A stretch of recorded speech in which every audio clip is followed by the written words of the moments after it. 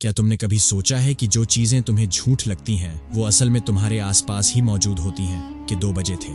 स्नेहा अपने कमरे में अकेली बैठी थी। मोबाइल की हल्की रोशनी उसके चेहरे पर पड़ रही थी। बाहर ठंडी हवा बह रही थी जिससे खिड़की का पर्दा बार बार हिल रहा था। वह किसी हॉरर वीडियो में डूबी हुई थी और खुद से बड़बड़ा रही थी, ये सब मनगढ़ंत कहानियां हैं, असल में भूत प्रेत कुछ नहीं होते। जैसे ही उसने यह कहा, कमरे में अचानक एक अजीब सी ठंडक फैल गई। उसे लगा कि उसके पीछे कोई खड़ा है। हल्की सी आहट सुनकर उसने डरते हुए पीछे मुड़कर देखा, लेकिन वहां कुछ भी नहीं था। उसने खुद को समझाया, शायद यह मेरा भ्रम होगा, और बिस्तर पर लेटने लगी। तभी उसका फोन अचानक अपने आप ऑन हो गया और स्क्रीन पर एक डरावना चेहरा चमकने लगा। उसकी सांसें थम गईं। घबराकर वह फोन फेंकने ही वाली थी कि तभी कमरे में एक भारी मगर धीमी आवाज गूंजने लगी।